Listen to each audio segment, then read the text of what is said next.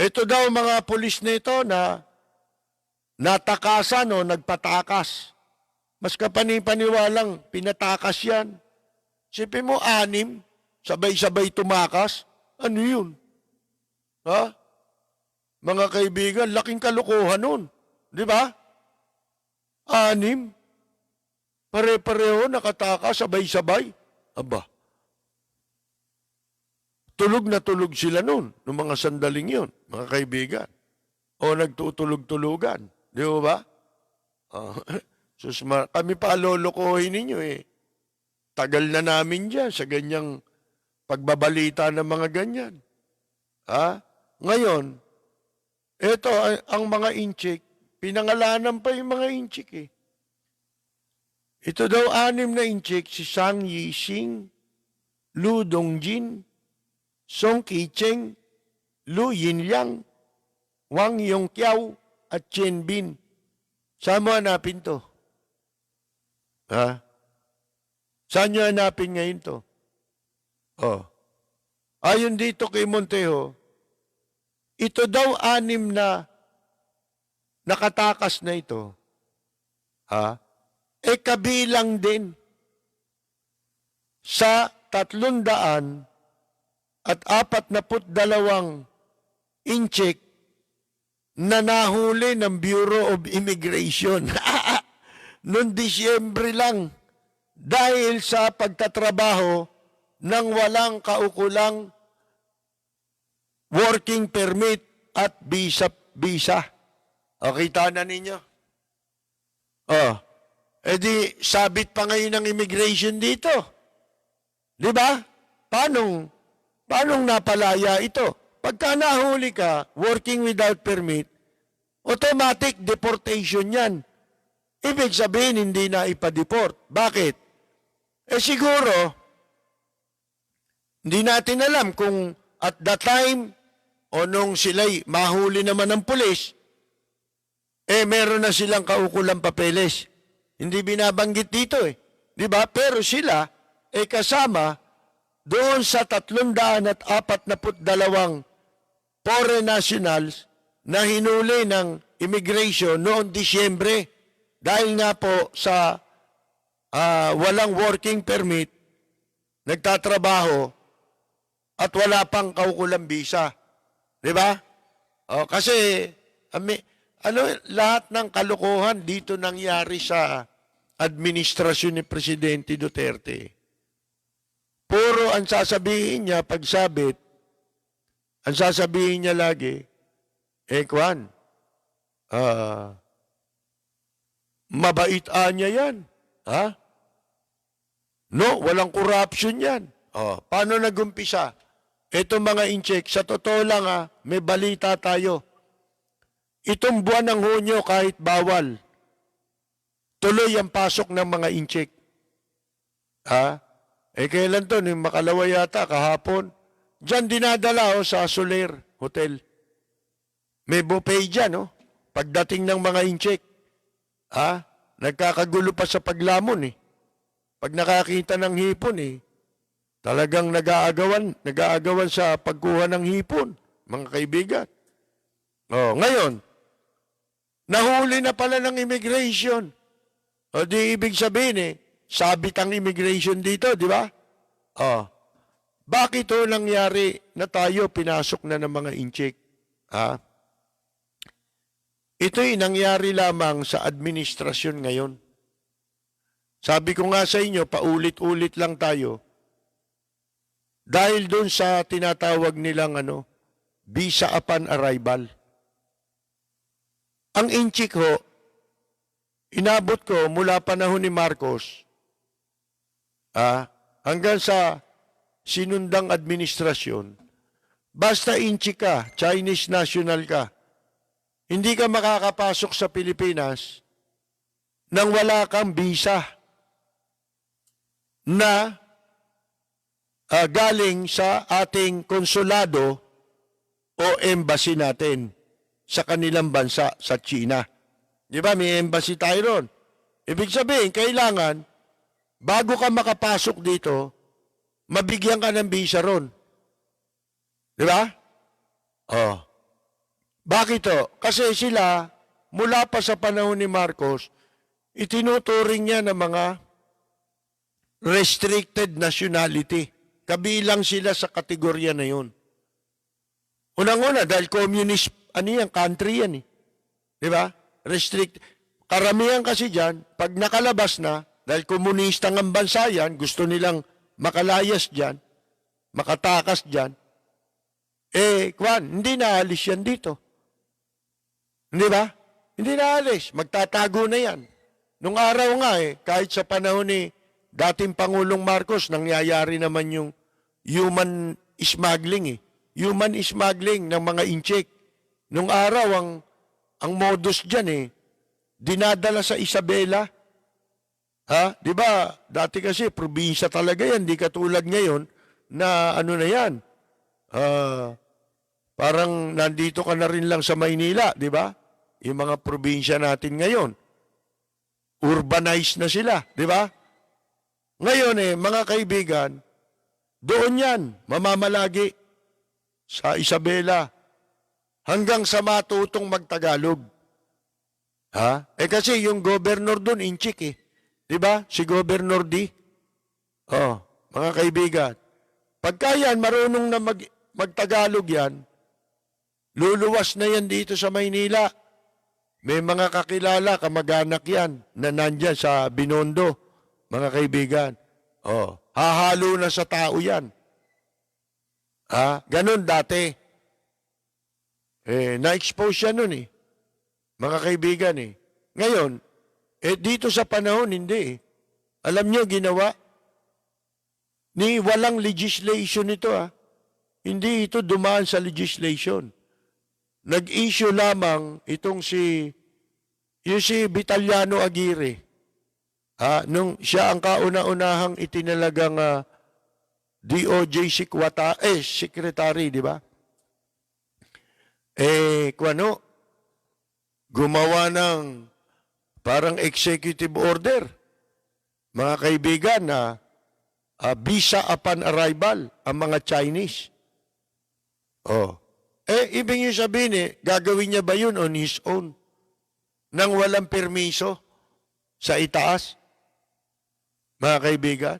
Kaya, libre nang nakapasok ang mga inchik. Hindi na nila kailangan pang kumuha, mag-secure ng visa sa ating embassy at sa ating konsulada. Diretso na, bibili na lang ng ticket.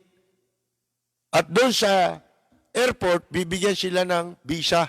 Tatatakan sila for 2 weeks yata o 1 buwan. Ganyan. Pwede sila mamalagi rito. Samantalang noon, nung umiiral yung dati, nung wala pa yung ginagawa ni Vitaliano Aguirre, mga kaibigan, 2-3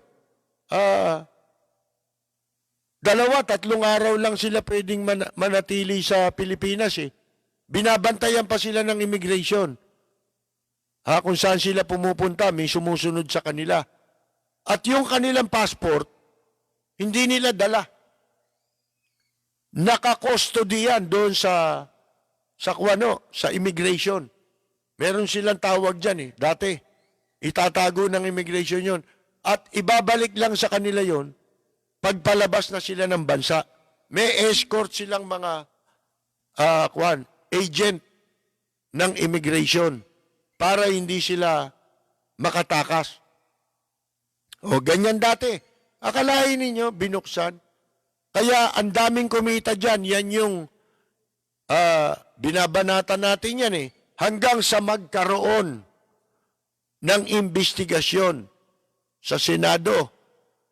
At lumabas nga po yung pastillas racket, di ba? Ng immigration. Pero yun, maliitan na yun. Itong ginawang visa upon arrival na ito, kumita ng malaki dito, Immigration, Department of Justice, yung mga korap sa immigration, pinagbibigyan ng pwesto para sila kumita. Di ba yung mag-ama na, ang pangalan nun? Kilala ko yung tatay nun Yung isa, yung kumandidato rito sa Muntinlupa, talo noong nakaraang eleksyon. pero patuloy siyang nakikinabang sa immigration. Ang laki ng perang nakuha nila dyan. Inipon pa nga dahil ipangkakampanya raw nun si Mariñas. Mga kaibigan, yung tatay nun yung Maynard, nung araw nagko-cover kami dyan sa panahon pa ni Munding Reyes, nung panahon ni Presidente Marcos. Ang kabarkada namin, yung commissioner dyan Kabarkada namin sa Manila Hilton si dating Commissioner Edmundo Reyes Yan yung tatay niya, no? Hanggang sa nung panahon ni Gloria na mayagpag yun. Dahil na nakaupo sa immigration to si Andrea Domingo. Mga kaibigan, lintik ang mukha nun Tatakba mo talaga ng dyaryo Isipin mo, masikmura niyan. Saan ba tayo napunta? Ngayon, ito sinasabi natin. Sila po, ito ang sabi ng pulis, ito mga nakatakas kuno na mga 6 na inchiko ito sa Quezon City. Mga kaibigan, sa custody ng pulis. Kesyo na-discovery daw nila,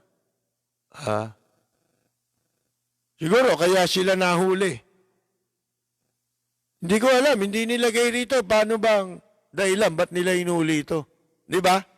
Kasi usually, pagka mga foreign nationals, halimbawa, may ginawang krimen, imbestigahan ka ng pulis, di ba? Pero, eventually, ita-turn over ka sa immigration.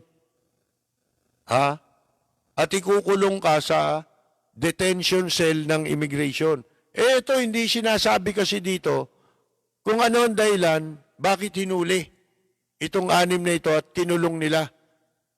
Pero sabi dito sa balita, ayon daw dito sa hepe ng pulis, na-discover daw na itong 6 na ito ay nagtatrabaho sa Pogo na hindi lisensyado ng Philippine Amusement and Gaming Corporation o PAGCOR. Ibig sabihin, illegal na pogo. Sangkaterba yung illegal na pogo Mga kaibigan Pero wala tayo nabalitaan na hinuhuli ang mga pogo. Di ba? Sila, hinuli.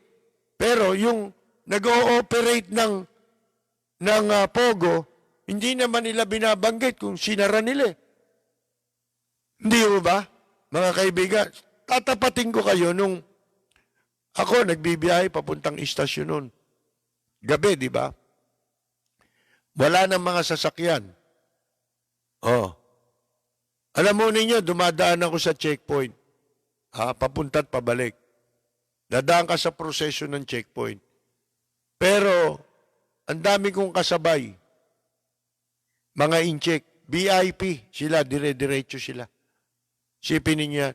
Kaya, during yung quarantine, yung lockdown, hindi naman huminto yung pogo Sinasabi lang nila huminto yan Hindi nahinto yung pogo.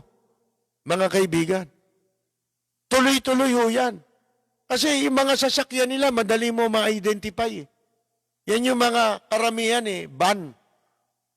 Di ba? Yung mga high ace, commuter na high ace. Pare-pareho yan, itim, puti. Basta yan, nakita mo bumibiyahe, mga inchikan sa kanyan. Papunta sa Pogo at saka iatid sila sa kanilang mga tinutuluyang bahay. Mga kaibigan. At ito, hindi ho ba ayaw nilang payagan ang mga jeep, yung mga pampasero na bumiyahe na. Ang dami nang nagugutom na driver. Pero, nitong kamakailan, naglabas sila ng mga sasakyan. Alahin mo yan, ha? May prangkisa kaagad. Di ba? Yun daw yung moderno. Nakwa na mga jeep. Hindi naman jeep yan, kahit ano sabihin mo, hindi jeep yan. Akala mo lang jeep, kasi parang bus. Ang jeep talaga yan. Ang jeep natin, talagang jeep yun. Wala nang kamukha yun. Hindi mo pwedeng improvise yun. Ha? Kung hindi ganun na itsura, hindi na jeep yan. Yan nilalabas nila baby bus na yan Hindi naman jeep yan Ngayon, eto na. Saan galing yung mga yan? Yan ang talagang dahilan kung bakit ayaw nilang payagan itong mga jeepney na muling makapasada. Sapagkat committed na sila Kumita na, committed pa. Diba? Doon sa mga bagong sinasabi nilang jeep daw yan. Ha? Mga kaibigan, bakit Yan pala talaga ang plano ng gobyerno. Ng administrasyon pala, hindi ng gobyerno. Lalo na ang implementing agency niyan, yung nangunguna dyan, yung DOTR.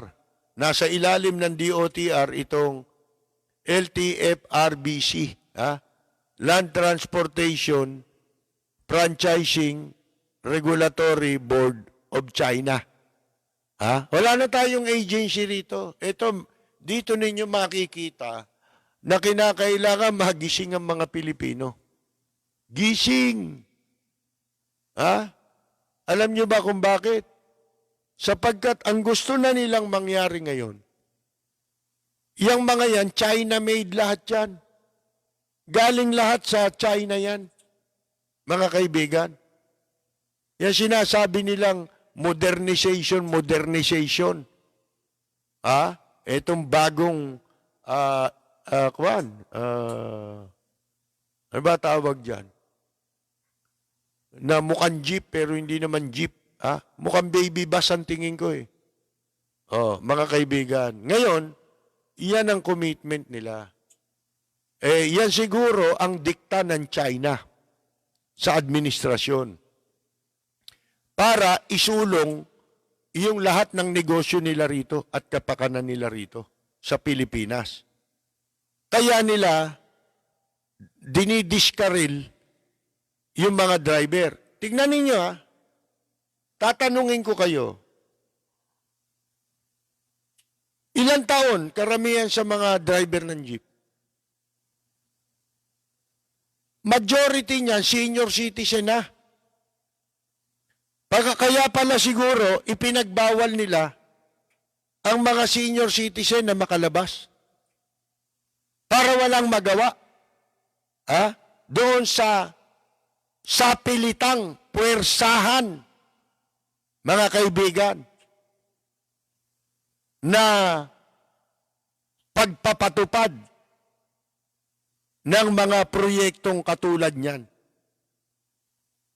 Na ang makikinabang po ay sila at ang mga inchik. Saan mo dadalhin ngayon ang mga driver? Gaano karami yan driver na yan sa Pilipinas? Kung sa bagay, matagal nang minura ni Presidente Duterte mga driver, di ba? Meron na siyang statement nung araw, mahirap kayo. Minura pa nga magtiis kayo. Yun ang sabi, di ba? May kasamang mura yun. Nakahawig nito. Gago! Tanga! Inutil! Tarantado! Mas mabigat pa yung mura dyan. PI Ang mura sa mga driver. Yan ang dahilan pala. Mga kaibigan. Nakikita ninyo. Kunyari, ang daming ospital ng incheck, nahuli rito, underground hospital. Nagtataka tayo, hanggang ngayon, palaki ng palaki ang bilang ng mga may sakit at nagkakasakit ng COVID. Tumataas ang bilang, hindi pa nga accurate yan Yang nire-report ng DOH, hindi pa, hindi pa yan yung totoo. Di ba? ayon mismo kay Doktor, yung tinanggal nila sa pwesto, yung pinag-resign nila. Ano pangalan nun? Si Dr. Tony Liachon, mga kaibigan. Di ba siya nagsabi na walang wala itong kwan? Ano tawag? Sense of urgency. Parang ganon, di ba? Yun din yung sinabi ni Vice President Leni Robredo. Obvious ba? Ako nga sabi ko sa inyo galing kami ng Japan di ba? January, katapusan kami umuwi. Bumalik ako sa radyo, mga uno, ganon, di ba? Ng Pebrero. Pagbalik natin, kasi nga po, nakita na natin ang mga balita sa ibang bansa na naunang kumalat ang COVID. Sa mga bansa na naunang nagkaroon ng COVID. Kaya 1 buwan at kalahati, simula noong February 1 na yan, gabi-gabi nating ipinapayo sa gobyerno. Hinihimok ang gobyerno na ipatupad nyo na kung ano yung pinatutupad ngayon na paghihigpit na sa ibang bansa. Huwag na nating antayin na magkaroon ng kaso rito sa Pilipinas dahil magiging mabilis ang pagkalat niyan at magiging huli na ang lahat. Kung hindi natin kaagad-agad susundan yung mga ginawa sa ibang bansa. Di ba? Isipin nyo, 1 buwan at kalahati. Kailan sila nagdeklara ng lockdown? March 15. Lahat ng dapat nilang gawin, sinabi ko sa radyo, isara na ninyo eskwela kasi ginawa sa Japan Immediately, in-order ang closure ng mga mga eskwelahan. Lahat. Di ba? Kung kailangan, ipatigil na ang flight ng mga aeroplano. Lahat yan sinabi natin Pero kailan na lahat nila ginawa yan? After March 15 na. Mga kaibigan. Ano tawag mo ron? Sense of urgency. Hindi ho ba? Ngayon na lang nila napuna. Ngayon na lang sinabi ni Dr. Leachon. Pero ang totoo, yung sinabi niyang yun ang ikinababahala natin, 1 buwan at kalahati pa bago kumilos ang gobyerno. Lahat yun sinasabi na natin. Kaya obvious ba totoo yan? Tapos to si Locsin, binasto si Vice President Leni Robredo, tapos humihingi ng apology, kunyari. Paano yun? Nabastos mo na yung tao Mababawi mo pa ba yung pambabastos mo? May babalik mo pa ba yun? Kahit dilaan mo pa ang talampakan ni Vice President Leni Robredo, the damage has been done. Nailabas mo na ang iyong tunay na pagkatao. At sa mga listeners ngayon, binabati ko ang inyong programang Rapid Fire sa matapang at makatotohanang pagbabalita. Lagi po nating pakinggan ang programang Rapid Fire ni Kapersil Lapid. Ito po ang inyong katrupa at kaibigan, May Pacquiao. Maraming salamat. Walang preno kung bumatikos. Malalim at makatwirang komentaryo. Mag-ingat ang mga politikong gumagawa ng kalokohan at baka kayo ay tamaan ng Rapid Fire! Bakit lahat na lamang kasi, yan din ang sinabi natin kagabi, nang paghati sa bayan, ginagawa nitong mga nasa administrasyon. At sila mismo ang lumalabag sa panawagan nila na tayo magkaisa. Mabuti pa tayo, totohanan yung panawagan natin eh. Ano panawagan natin? Magkaisa tayo. Paano? Huwag na tayong isang tabi na natin. Panahon na para limutin muna natin ang Marcos ka. Kung ikaw ay may pwesto sa gobyerno, maka-Marcos ka o kaya maka-Aquino ka. Wala ho tayong premyo ron eh. Kasi yun mismo, maghahati sa atin yun. Hindi nating kailangang magkawatak-watak tayong mga Pilipino, especially ngayon. Kaya natin inilalatag yung mga issue tungkol laban sa mga incheck na tunay nating kalaban sapagkat nanganganib na ang ating bansa. Mga kaibigan. Lahat na, nagagawa na nila dito. Nauutusan na nila ang gobyerno na ang isulong ng mga programa yung mga programa na sila at ang kanilang ekonomiya ang makikinabang. Sa halip na tulungan ang ating mga kababayang jeepney driver. Diyan, kitang-kita mo na eh. Baliwala ang buhay nito mga driver at ng kanilang pamilya. Pero magtaka kayo. Nung nagbanta, itong mga leader ng jeepney operators and drivers na kanilang ibabalandra na lang ang kanilang mga jeep. Kung ayaw silang payagan at mas bibigyan ng prioridad na makabiyahe yung mga sinasabi nilang ipapalit sa jeepney. Babalagbag na lang namin ang mga sasakyan namin. Susunugin na lang namin yan sa harap ng LTFRB. Natakot o hindi natakot ang gobyerno? Natakot sila. Katunayan, kesyo sa Lunes daw yata, papayagan na. Ang daming pautot, ang daming kuan. Ang daming kuan, may mga ano-ano. Papayagan na nila. Ano to, gobyernong ito, kailangan takutin mo, gano'n.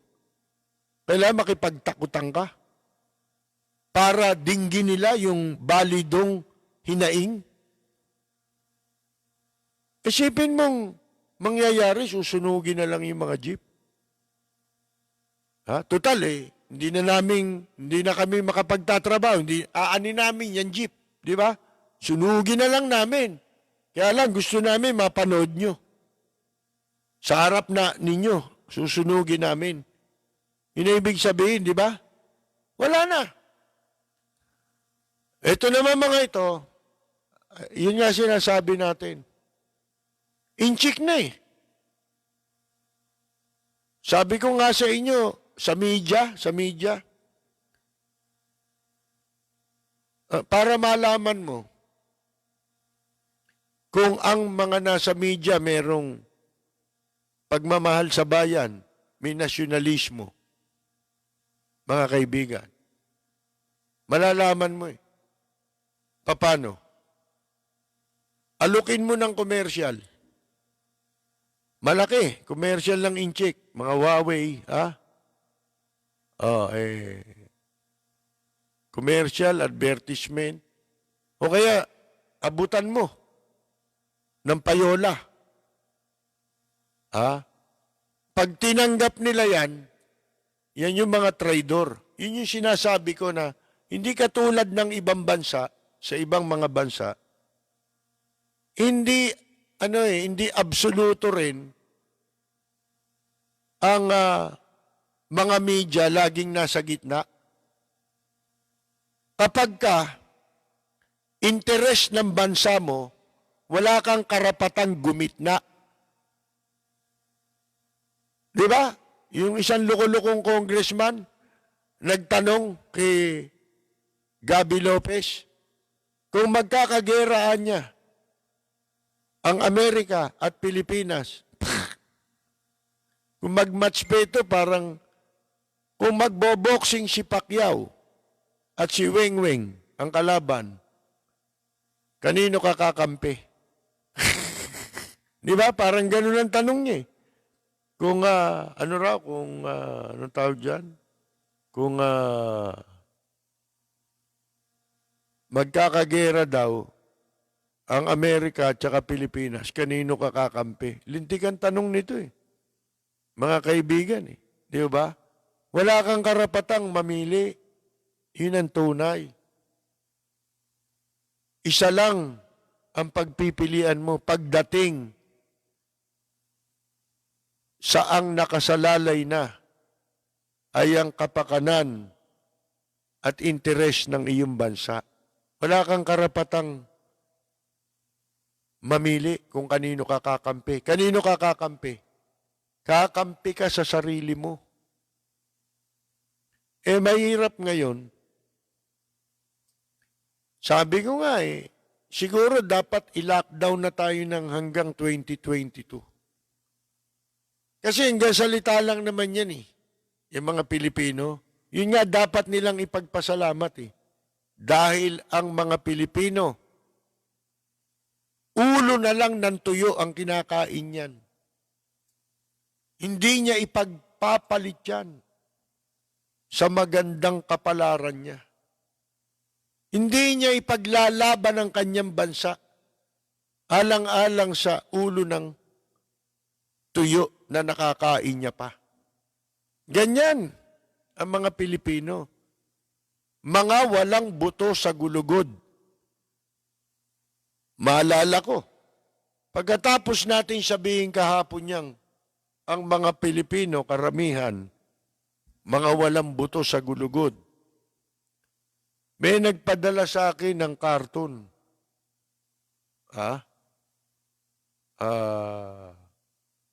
Yung parang editorial cartoon ito Galing daw ito sa Vietnam. Sa pahayagan doon sa Vietnam.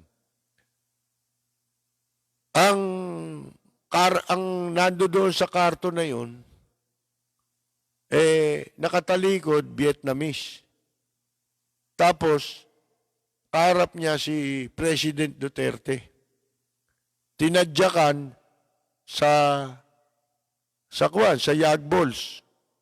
Ang sabi dun sa letrang nakasulat, ipinagtatanggol namin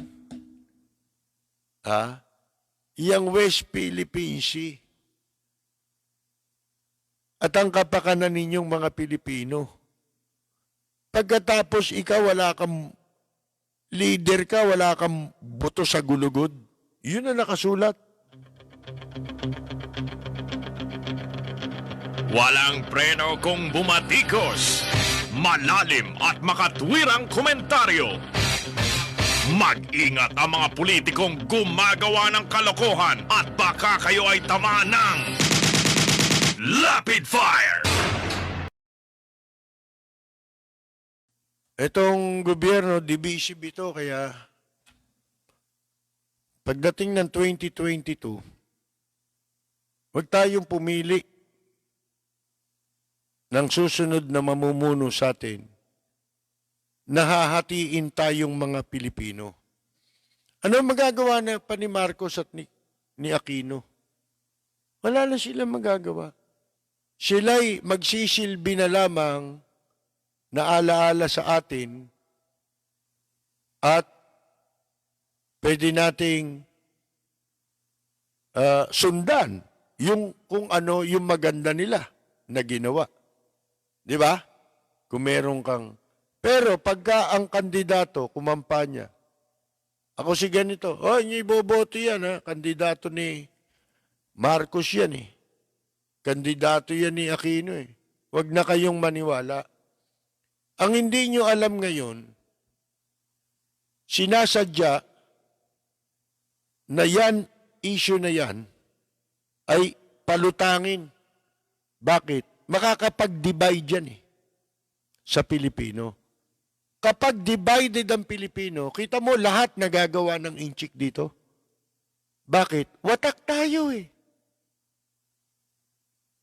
Ha?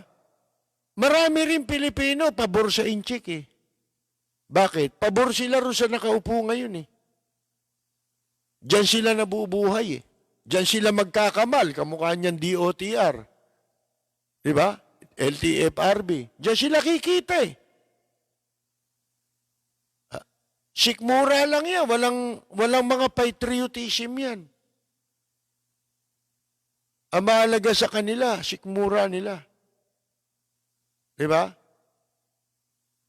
Pero kung ang bansa natin, ang mga mamamayan ay sisikaping magkaisa. Kahit pa sabihin mo, yun nga yung sinasabi natin sa ibang bansa, lahat ng bansa, mapapansin mo, pag involved na ang sariling interest ng bansa, magkakaisa sila. Pareho sila ng paninindigan. Kahit nasa media ka, interest ng bansa, hindi ako pwedeng magbigay ng side na yun. Gagawa na ako ng paninindigan ko. Ang paninindigan ko'y kinakailangang laging nakapanig sa interes ng aking bansa. Media. Mga kaibigan, wala yan. Sabi ko nga sa inyo, madali namang malaman yan Kung yan mga yan, may natitira pang patriotism Mga kaibigan Kaya madali tayong hatiin Meron ngang video, si Cayetano kausap si Mocha, tsaka yung isang mochacho. Tinuturo ni Cayetano, sikreto raw sa media. Yun daw pala, alam niya, interview, pinagbibili pala ng media yung interview. Kaya kayo magtaka, yung mga interview sa malalaking istasyon, di ba? Bakit daw? Kasi yung gustong mong itanong sa'yo, ikaw ang magbibigay. Kasi binebenta nila yung interview. Kaya daming forum dyan, binibenta Sabi ko nga hindi naman forum yan Yan niya. Patayan ng katotohanan yan Forum. Mga induropot kayo. Inabot ko mga forum na matitino dito. Mga no holds barred. Naglolobat ito Ito. Batiin natin si Mirna Guillermo ng Chicago, si Roxanne Rankin ng Florida, si Maynardo A. Perez Jr. na nakikinig sila sa atin sa barko at ang sabi niya kanina, nakikinig sila, on the way sila patungo ang kanilang barko sa Recalada, Argentina. Si Nemesio Mangulabnan ay binabati rin natin. Sabi niya, yung kapatid kong babae may edad na. Sayang, nagpuntang Amerika dahil veterano pala asawa niya. Nung mamatay asawa niya, como madalas umuwi, nag-apply ng dual citizen. Dual citizen siya ngayon.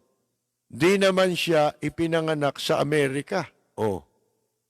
Pribileyo lang ang alam ko sa dual citizen. Ayun, mga kaibigan, tama nga naman yun Pinanganak ka sa Amerika. Hindi siya pinanganak sa Amerika. Nakapag-asawa siya, naging citizen siya ron. Nung maging citizen siya ron, malimit siyang umuwi rito. Kasi may mga babayaran ka, di ba? Ano-ano. Pag dual citizen ka, marami ka matitipid. Nag-dual citizen siya. Ulit. Dati na siyang Pilipino Kaya ka lang nag-a-acquire ng US citizenship, para purposely, maging legitimate ang pananatili mo. Di ba? Doon sa bansa. At makakuha ka ng pribileyo para sa isang American citizen.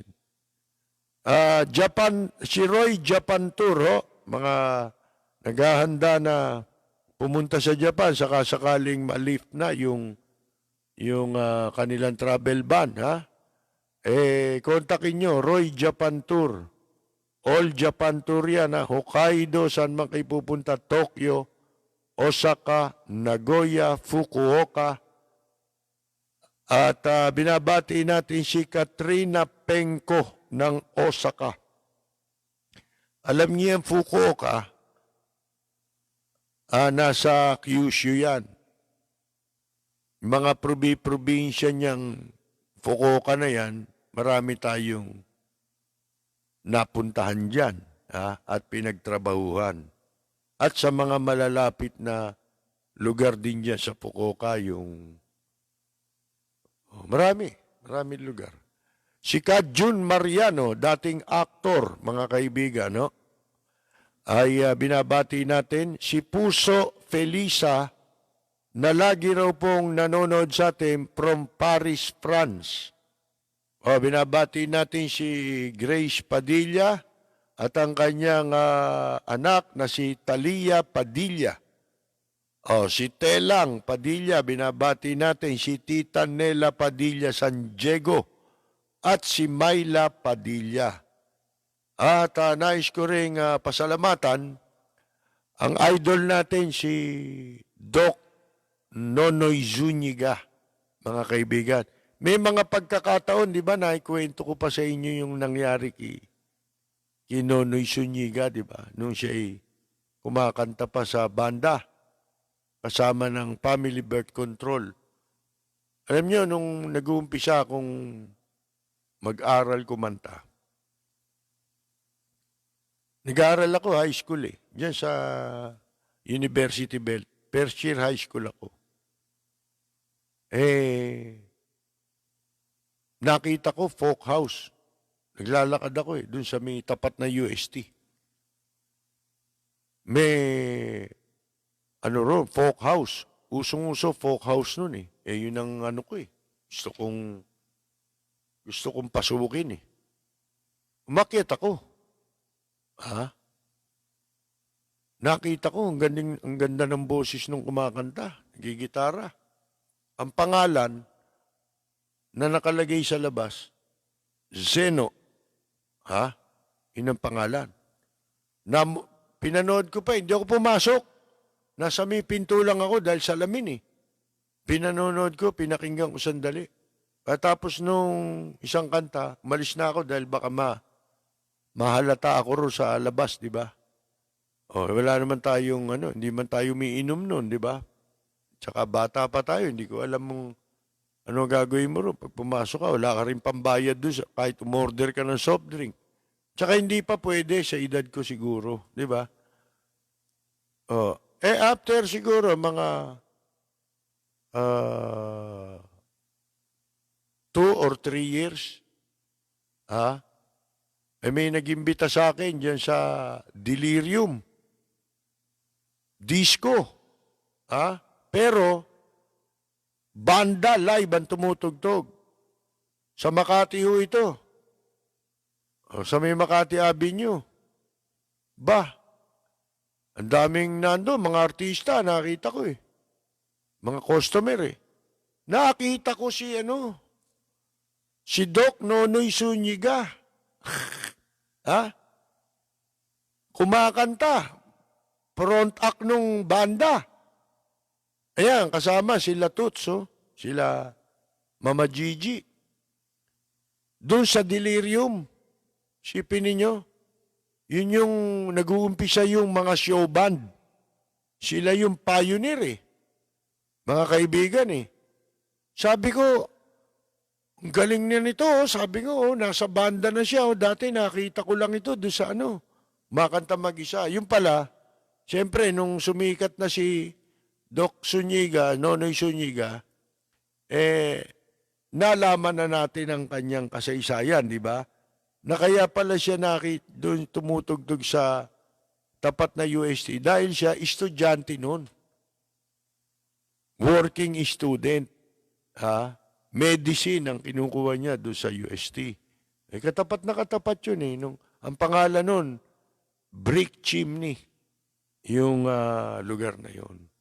Salamat kay Doc Nonoy Zuniga dahil kami kagabi, nagkapalitan kami ng mga kumustahan. Huling-huli kami nagkita kasi nung buhay pa si Arthur Manuntag, yung magaling na singer. Diyan kami sa katropa din namin yung manager ng ng Hard Rock Cafe sa Makati. Nung nandun pa sa yung dating Hard Rock Cafe. Madalas kami ron ni Arthur, madalas ako sinasama. Yung huli kaming magkasama, yun kami nila Arthur magkasama noon. Limutan ko eh. Galing din si Arthur sa akin noon sa istasyon eh. Bueno, mga kaibigan, batiin natin itong mga nanonood sa atin. Siyempre, unahin natin ang tropang Lapid Fire, sina Arlene at Mon Barria sa Amsterdam. Si June Gases, ang bukalista po ng dating bandang Abracadabra na nasa Guam. Si June Gases. Si Walden Kihan Berry, binabati ko rin. Nasa Guam din niya. Musician din po yan. Silang pamilya. Pati ang anak niya magaling na singer na nasa Malaysia kasamang kanyang may bahay na Malaysian din. Sina Rosita DC, si Jorge Beichong ng Tokyo, Japan, si Ella Samson Alviar, si Buenos Dias Joel Diaz ng Italy, at saka si Carolina Luge dyan din sa Italy. Susana de los Santos, ka Ani Flormata Saludes, ka Enyang Mina, si Carol Torres Brihiño, si Carmela Torres Balcos, siyempre magaling na singer, aktor na si Jun Di Valencia, at si veteran na folk musician si Yula Sotelo, si Andres Bonifacio ng Michigan, si Raul Villanada, si Kamaita Basilio, siyempre si Arnaldo de la Paz, si Francis Rodriguez, na barkada natin o katropa natin dyan sa Barberia, si Maria Luisa de la Merced, si Joel Endiape, Nenita Rafinan, si Rogelio Alfonso ng 13 Martires, Cavite, at saka si Roxanne Alfonso Osial, si Boyet Potenciano ng San Diego, California, Gina ng Maynila, si Corazon Manglaus, Mangalus pala, Cora Mangalus, si Kaloy Pascasio Herrera, si Ted Fernandez, si Joan Oishi, si Edmund Lucena, Rosalina Santos, Angelita Bondok, Kajun Mariano, nabati na natin si Kajun, di ba? Si Lani Galang Torato, si Danny Boboy Duran, isa rin pong veteran musician, nasa sa Bicol na ito. Si Cheryl Belen, si Lourdes Sigua, matagal na nating taga-subaybay. Isang kaso na hawak ko, inaproba ni Judge Paradesa ang inapply ng NBI na search warrant na walang basihan. At ang inapply ng search warrant ay laban sa mga electronic sabungan na kalaban ng kumpanya ni Atong Ang, ayon po kay Attorney Berteni Toto Kausing. Nakalimutan natin yung kay Kajeri. Ang ganda nung kwento pala dyan sa Lunes. May kwento pala yan. Habang naghihiring sila. At saka yung nangyari kay Kajeri noon, habang siya nung magbaba ng warrant, may mga kakaibang nangyari. Kaya maganda yung tagumpay nung kasong ito pagkaka-absuelto sa kasong libel ni Ka Jerry Yap ng abogado po si Attorney Berteni Kausing. Yung judge, ang ganda ng pagkakakwento sa kanya patungkol sa pag-handle nung kasong yan. Nung yan nililitis pa. Si Rogelio Alfonso, nakikiramay kay Senator Bong Revilla Jr., si Luningning Mabasa Barawed, si Olan Kawarabashi, nanonood from Japan, si Edwin Javier, Reuben Betia ng South Jersey, USA. At si Rick Carion, yan. Si Aida Trillana ng Paris, France. Si Luz Bimin Romana, si Emmy June, si Janet Te. Hindi raw niya maintindihan ba't may drama pang hulihin tapos patatakasin din pala. Alam niyo na yun, if the price is right. Di ba?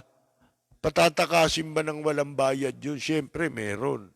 May mga handler yan Uy, nawala na yung mga Si Virgilio Ortega, si Tet Fernandez, si Ber Garcia, mga batang Sampaloc.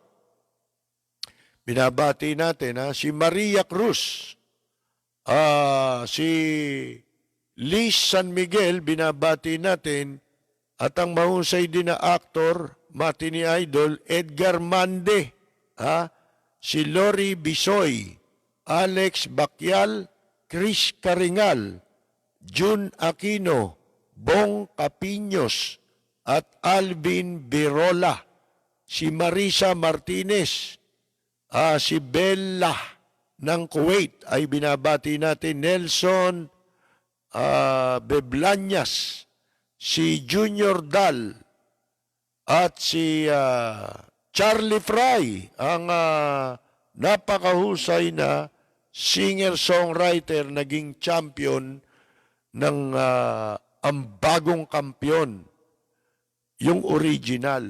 At saka yung si Miss Magnolia Sabas, di ba? Champion din yan. Napakagagaling kumanta niyan hanggang ngayon. Walang kakupas-kupas, umasensyo pa yung nila, yung talent nila.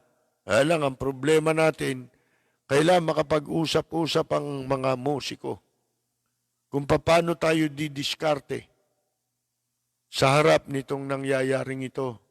Ang daming problema ngayon, harapin natin. Pag hindi tayo kumilos, tayo mga Pilipino, wala na. Kahit mayayaman ngayon, dadapayan. Maniwala kayo sa akin.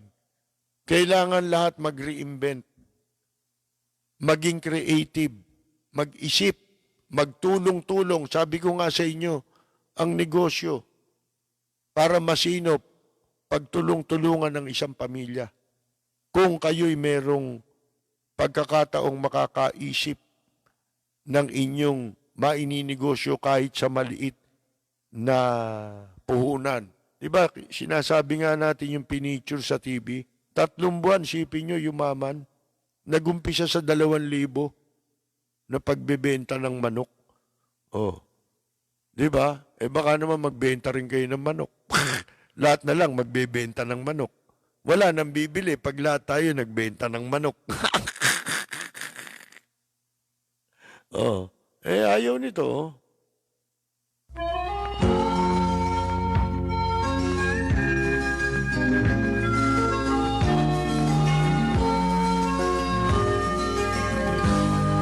O nga pala mga kaibigan, ako ho ay mag-aanyaya sa inyo na mag-subscribe po kayo doon sa ating YouTube channel, Lapid Fire ni Percy Lapid. Hanapin nyo lang sa YouTube, Lapid Fire ni Percy Lapid. At hanapin nyo yung subscribe, i-click ninyo. Wala naman hong bayad yun, di ba? Eh, sagutan nyo kung ano yung gustong itanong doon, di ba? Yun lang yun. Para tayo makapagpatuloy at malapit na ho, ilang araw na lang ang bibilangin, magbabalik na tayo sa radyo sa ibang himpilan. Sumabit man yaong wakas. Magandang yumaga, General si Mato. Ang bayan ko'y punong-puno ng yaman. Bakit ito'y kailangan pang iwanan? Hindi nga ba't anong sarap mabuhay ng buong ganap? Sa bayan mo, sumapit lang yaong wakas. Dito sa bayan ko, lahat kami pantay-pantay. Walang lang-abit, ang pag-ibig ay tunay. Dito sa bayan ko, dito'y makikilala mo ang mga kaibigang nagmamahal sa'yo. Dito sa bayan ko, lahat kami pantay-pantay. Walang nang-aapit, ang pag-ibig ay tunay. Dito sa bayan ko, dito'y makikilala mo ang isang kaibigan, ang mga kaibigan, ang bawat kaibigan